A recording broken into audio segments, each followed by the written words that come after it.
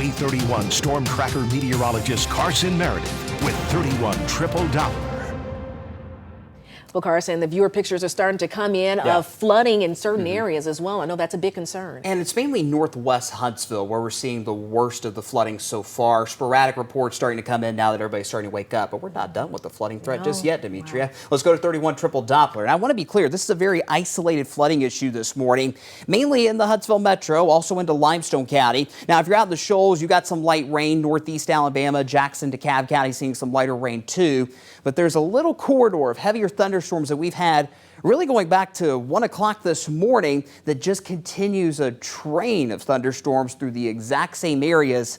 And that's the reason why the flash flooding threat is so high on this Friday morning. We've got one heavier thunderstorm that is slowly moving out of Athens, now moving into western Madison County. County Line Road, Wall Triana, the city of Madison. You're going to be seeing another round of heavy rain over the next 10 to 15 minutes. And a reminder, that flash flood warning in this light green box covers the entire Huntsville metro as well as the eastern half of Limestone County until 8 a.m. Let's dive deeper into some of those estimated rainfall totals.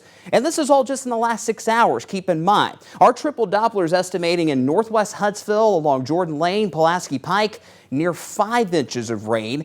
Western of Madison County out towards the city of Madison along 72, over 5 inches of rain. Again, just since about 1 o'clock this morning, downtown Huntsville, Montesano has seen upwards of 3 to 4 inches of rain just over the last 6 hours. That is the reason why the flash flood warning is with us for another 2 hours. Skycam Network shows temperatures in the mid-70s. Some of you have had a totally quiet morning. In fact, Decatur, you've barely seen a drop of rain so far. A lot of lightning in the distance for sure, but it's a very localized area where we've had that really heavy rain so far. I do expect to get a break in the storms past 9 o'clock today. Could we still have a couple scatter storms around lunch? Absolutely, just not as many. Later this afternoon, past 3 or 4 o'clock, we will be tracking another round of showers and storms. And not only will those storms later today pose another threat for flooding, but they could produce severe storms. Again, just like yesterday, gusty winds and large hail will be the threats to watch later this afternoon,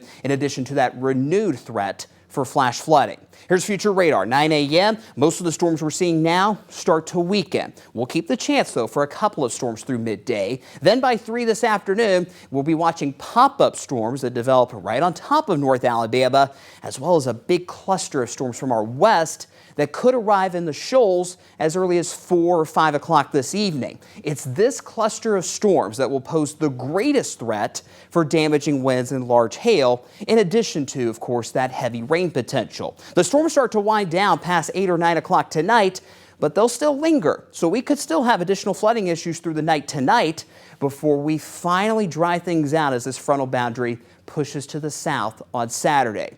And you know what? After all the storms we've had this week, we deserve this weekend forecast. 86 Saturday, 89 Sunday, with a good bit of sunshine both days. Got to get through today first. Download the Way 31 Storm Tracker weather app. You'll get live watches and warnings as they are issued throughout the day.